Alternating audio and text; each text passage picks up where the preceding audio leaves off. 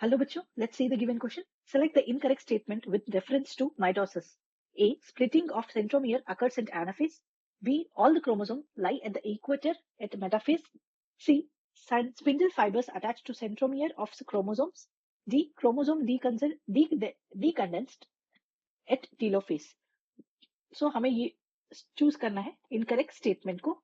सो हमारा यहाँ की कॉन्सेप्ट है माइटोसिस.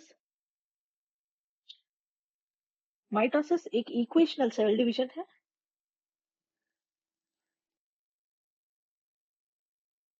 जहां डॉटर सेल्स यानी जो सेल्स डिवाइड होते हैं और प्रोड्यूस करते हैं वो इक्वल नंबर के होते हैं, यानी the chromosomal number in daughter cells and mother cells are equal.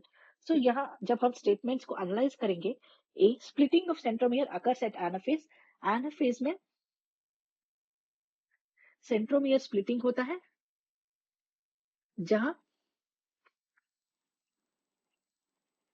The chromosomes are segregated. So ये स्टेटमेंट बिल्कुल सही है. Next, all chromosomes lie at the equator at metaphase. So जब हम मेटाफेज में देखते हैं ये है cell. So the metaphase, the sister chromatids जो होते हैं वो एक ही इक्वेटोरियल लाइन पे आ जाते हैं और स्पिंडल फाइबर्स अटैच्ड होता है to the kinetochores of this.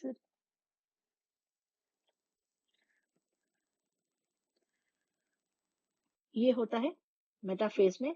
सो यहाँ ये ऑप्शन भी यानी ये स्टेटमेंट भी बिल्कुल सही है.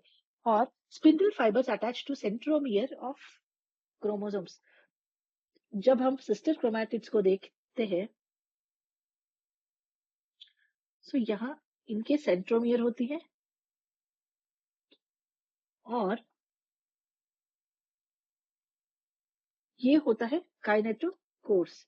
सो kinetochores are present not in the centre but between the chromatids.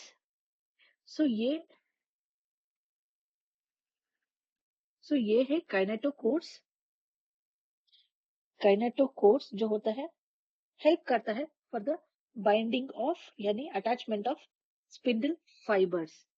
सो यहाँ जब हम स्टेटमेंट को देखेंगे, यहाँ दिया गया है कि स्पिंडल फाइबर्स अटैच करते हैं सेंट्रोमियर को, but this statement is completely wrong क्योंकि स्पिंडल फाइबर्स अटैच होते हैं काइनेटोकोर्स को. Chromosome decondensed at telophase. So telophase में again the chromosomes turn into normal यानी डीकंडेंस्ड हो जाते हैं, इसलिए the statement is absolutely true. So the right option here is C. Spindle fibers attached to centromere of chromosomes. Hope you understood well. Best of luck.